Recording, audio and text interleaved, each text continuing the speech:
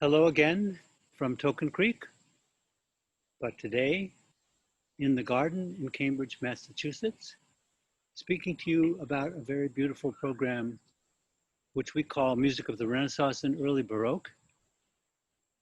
It is actually framed by music of one of our favorite composers at Token Creek Festival, Henry Purcell.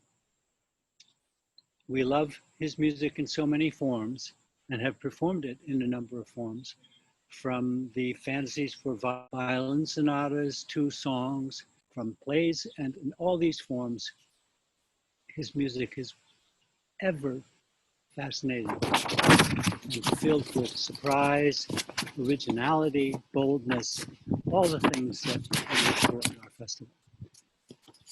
We begin the program really with some of the most amazingly precocious music ever written, fantasias for viols, all of them from Purcell's earliest years, when he had as precursor, fortunately for him, the wonderful viol music of Orlando Gibbons to inspire him, and was, as a teenager, about as advanced as any composer. I guess we could talk about Mendelssohn in that connection.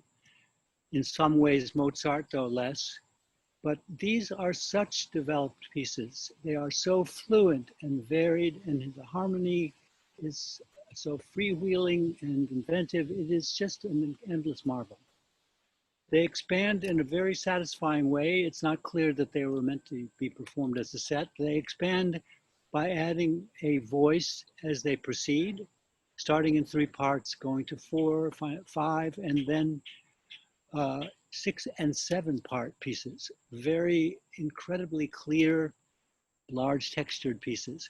The most famous of the pieces is probably the Fantasy on One Note, which has been adapted and referred to by a number of later composers.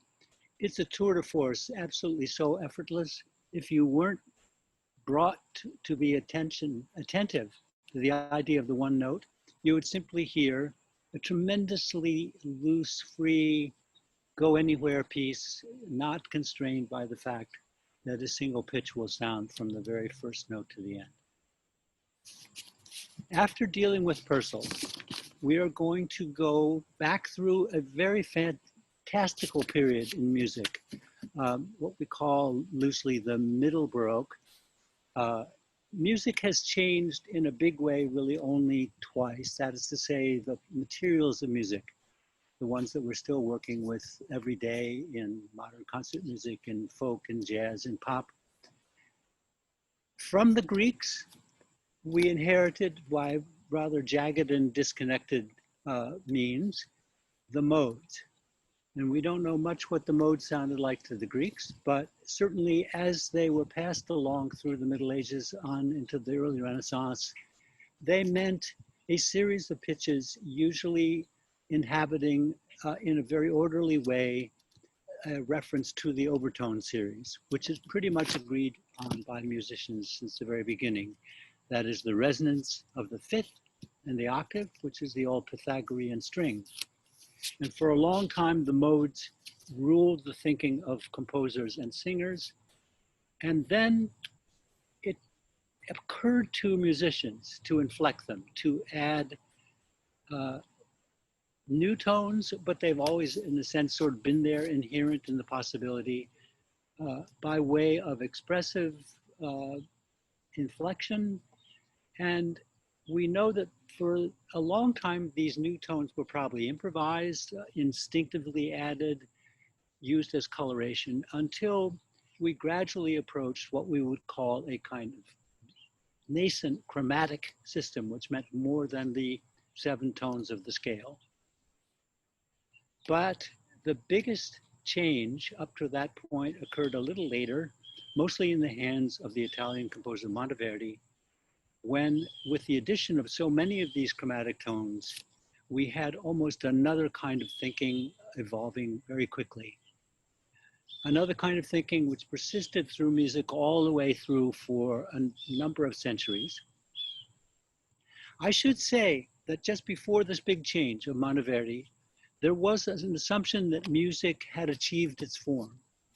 The theorists write about the music of Josquin, of the music of Isaac, of those composers of that period, as being working within a known perfection of system. And really the belief was that we had found how music works as a collection of ideas, until suddenly in the time of Monteverdi, new possibilities were so powerful that we really never were the same again.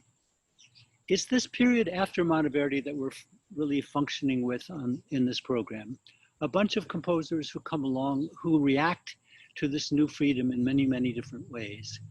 And they are all in some ways innovative in their thinking, because the practices had not in any way become conventional during this long period in which we hear the music of Marimo, Buxtehude, Byrd, the people we're going to go backwards in time to listen to today.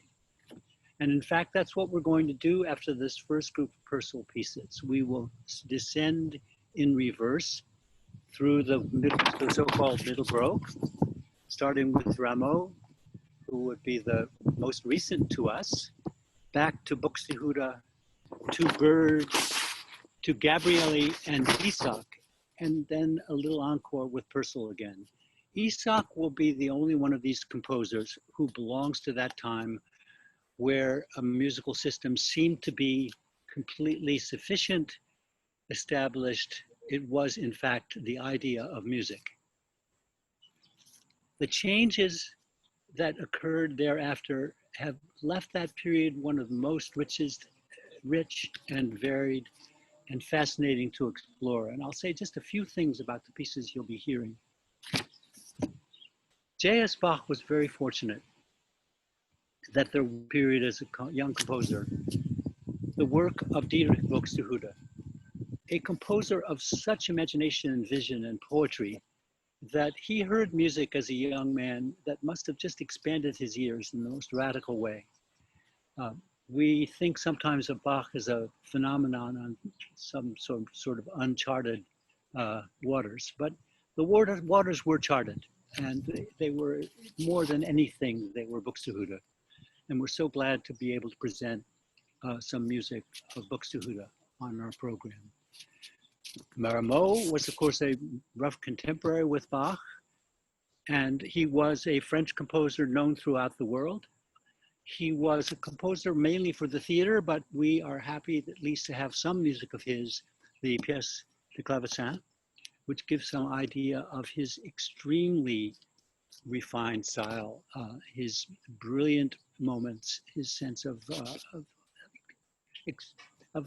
occupying a musical space with great verve and clarity.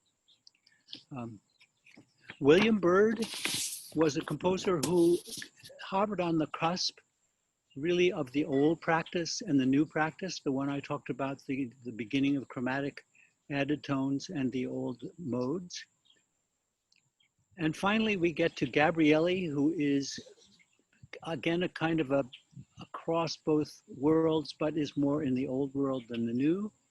And Isaac, who was a pure Renaissance composer and a composer of extraordinarily imagination and beauty. We think this program is rather typical of Token Creek Festival because all of us, grew up with an absolute passion to look back and try to understand. And it's really in programs like this that I think we manifested this passion. We conclude the program with a brief encore of 3 songs of Purcell, because that's the way in which most of us know Purcell nowadays. He appears on modern programs with perhaps a pianist and a singer, and he speaks to us through the very recent medium of the art song, for which he was a kind of an anticipator. So, music of the Baroque, innovative music in its time and in our time. And we are happy that you've joined us again at the Token Creek Festival. Thank you.